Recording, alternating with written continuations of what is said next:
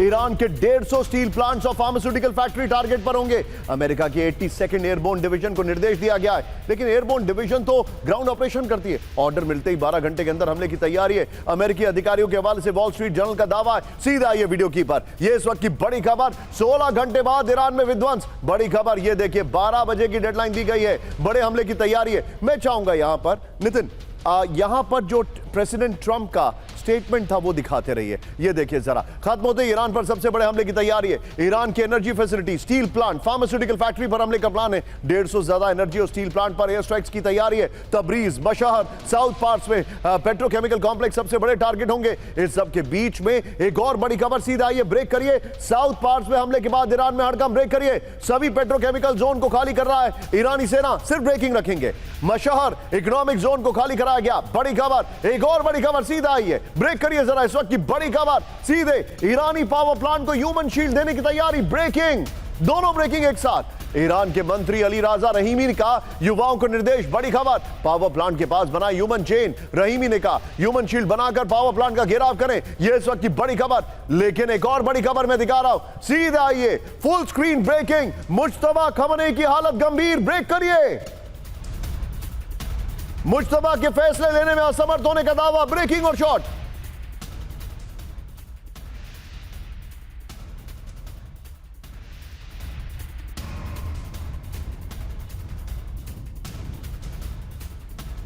कुंभ शहर में इलाज की खबर। जंग के बीच ईरान की लीडरशिप पर बड़ा संकट। सीधा आइए की ग्राफिक्स पर, बड़ी खबर। मुज्तबा खमनेई की हालत गंभीर है। लंबे वक्त से मुज्तबा खमनेई के बेहोश होने की रिपोर्ट सामने आ रही है। इसका मतलब क्या वो कोमा में?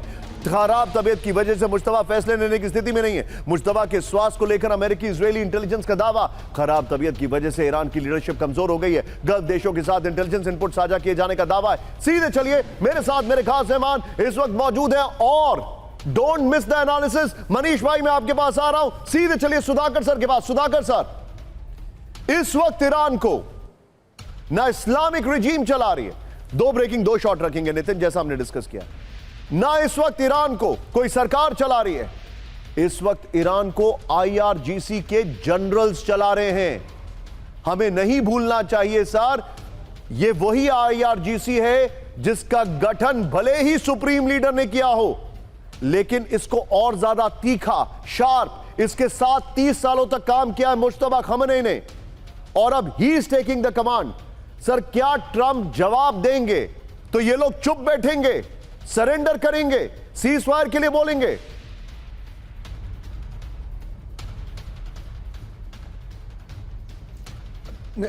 निशांत, सबसे पहले तहे दिल से धन्यवाद। आपको मैं बधाई देना चाहता हूं। जिस तरह पूरा न्यूज़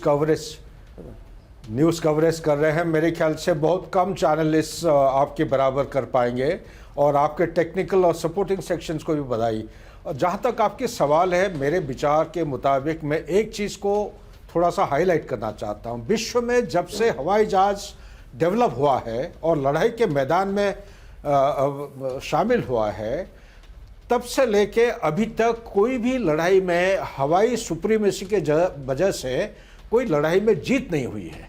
जब तक बुट्स ऑन ग्राउंड के साथ ईरान के ऊपर हमला नहीं करेंगे, USA और इजराइल के पास कितने भी हवाई सुप्रीमेसी हो, जीत कभी नहीं हो सकती है, चाहे कितना भी बर्बाद कर दे। नंबर 2, IRGC का जो पॉइंट आपने जिक्र किया, मैं बिल्कुल आपके साथ सहमत हूं। चाहे कोई कमांडर ना भी हो, ईरान के पास आज के दिन में कमांड कंट्रोल कम्युनिकेशन की आर्किटेक्चर इस किस्म की बना हुआ है, एक के बाद दो, दो के बाद तीन, तीन के बाद चार, line of succession including supreme leader, वो भी नियुक्त हो रखे हैं। करेक्ट, मोज़ैक डिफेंस जो आप कहते हो, इस तरह बनावटी वो बन गया है। तीसरी चीज ये है, आज के दिन में IRGC गरिल्ला वॉरफेयर के लिए तैयार नहीं है। आप सुनिए, रियल टाइम ईरान के बाहर भी सोनी जी U4K बोल रही है, सुधाकर सर की ईरान की मिसाइल्स के बारे में प्रेडिक्शन बिल्कुल सही है। सैल्यूट सुधाकर सर को। ये YouTube पर TV9 भारतवर्ष के आपके लिए कमेंट आए, please go it sir. Thank you, क्योंकि हम भूल रहे हैं 1984-85 से उनकी मिसाइल प्रोडक्शन पहले एक महीने में ये बनाते थे 30, एक साल में 360। आज के दिन में लड़ाई के टाइम में सर्ज कैपेसिटी कहा जाता है। ठीक है। कि एक महीने में 360, 28 फरवरी से एक महीने के थोड़ा सा अंदर शार्प रिएक्शन लूंगा। 360 मिसाइल बना रहे थोड़ा सा हैं। मिसाइल हमले से तेल अवीव में काफी तबाही हुई है, ये खबरें आ रही हैं। ये देखिए जरा, एक गाड़ी उल्टी पड़ी हुई दिखाई दे रही है। एक और बड़ी खबर सीधे आई है, सिटी इलियाद पर ईरान का हमला। ईरानी मिसाइल को हवा में रोकने की कोशिश की गई, लेकिन ये देखिए एयर डिफेंस ने ईरानी हमले को नाकाम कर दिया। ये देखिए जरा, अब मैं सीधे चलूंगा, तीनों ब्रेकिंग, तीनों शॉट मनीष के पास। मनीष, ये बताइए अभी इस वक्त इजराइल के क्या हालात हैं, क्या सिचुएशन है, क्या स्टेटस को है? 3 ब्रेकिंग, 3 शॉट और मल्टी स्क्रीन, दोनों पर चैट करेंगे। Manish, go ahead. निशान, देखिए अभी से बस 10 मिनट पहले ईरान की तरफ से एक बार फिर मिसाइलों से हमला किया गया था, जिसको लेकर जो यहाँ के हेल्थ डिपार्टमेंट ने रिपोर्ट दी है उसके मुताबिक कहीं कहीं पर टुकड़े गिरे थे, जिससे थोड़ा नुकसान हुआ है ज़्यादा, चूँकि हम सभी लोग उस वक्त शेल्टर में चले गए थे।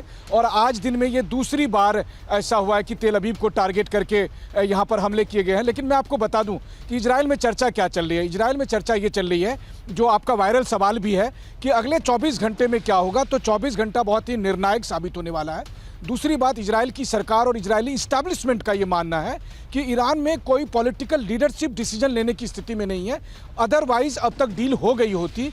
और इसीलिए उनका मानना है कि इस वक्त जो कमान है वो आईआरजीसी के जनरल नहीं बल्कि मिडिल लेवल के लोग डिसेंट्रलाइज्ड वे में कर रहे हैं, इसीलिए कोई सेंट्रलाइज्ड फैसला नहीं हो पा रहा और कोई डिसीजन नहीं लिया जा पा रहा है। और जो तीसरी बात है कि जिस वक्त मैं आपके साथ बात करने के लिए खड़ा था, कई लोग आए और उन्होंने कहा बस इंतजार करिए कल की सुबह कैसी होती है और आप देखिएगा कि किस तरह के स्ट्राइक होंगे। तो जो बात हमारे दर्शक कह रहे हैं, जो बात आप कह रहे हैं, अमूमन इजराइल में भी लोग यही बात कह रहे हैं।